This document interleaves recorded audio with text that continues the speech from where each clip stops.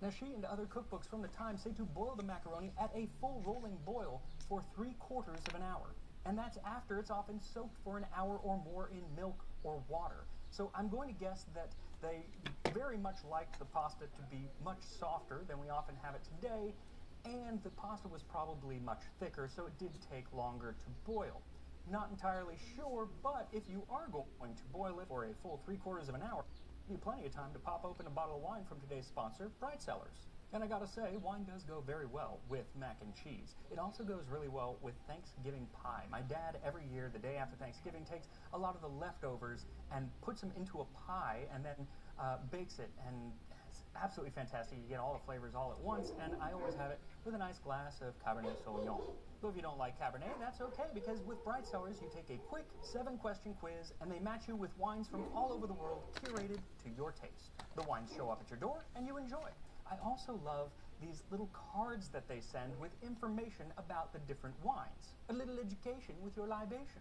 The cards tell you about the different flavors that you might find in the wine and where it's from, like this Cabernet from Chile with the whimsical name Dancing Juice. So whether you're going to be sharing this with holiday guests or if you're going to be keeping it all for yourself, give Bright Cellars a try by clicking the link in the description. And right now, Bright Cellars is giving viewers of Tasting History a limited time offer of $50 off of your first 6-bottle box. By just clicking the link in the description, you can get started today. And not only do you get wine, you also get to support the channel. Now there are 2 reasons to drink wine. And while you nurse that glass of wine here, you can start Ya deja tu juguete. 10 ounces or 285 grams of white cheese thinly sliced. Now many old recipes call for Parmesan, but if Parmesan be used for it, it must be grated. But as we have said before, it will not easily blend with the other ingredients, so as to be smooth. Use whatever you want. I'm using white cheddar. 1 3/4 cup or 425 milliliters of cream, 4 tablespoons or 55 grams of unsalted butter, a half teaspoon of salt, a 1/4 teaspoon of cayenne, and a 1/4 teaspoon of mace. You'll also need some dried breadcrumbs. So first add the cream to a small saucepan and bring to a simmer.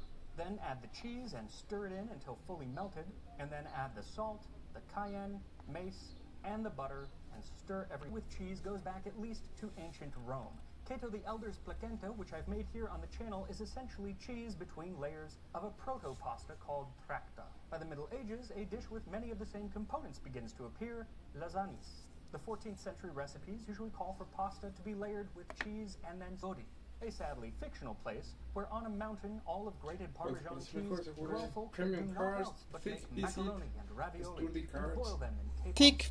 Thick visit.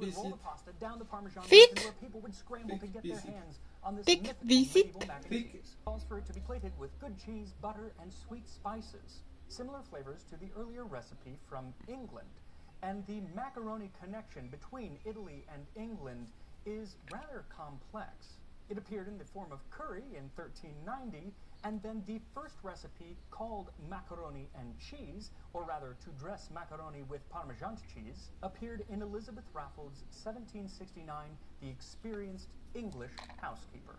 But around that same time, there's a linguistic curveball for a grand tour, which was a lengthy trip around the European continent with a focus on the splendor. There, they would develop a taste for the finer things in life, elegant fashion, sophisticated manners, and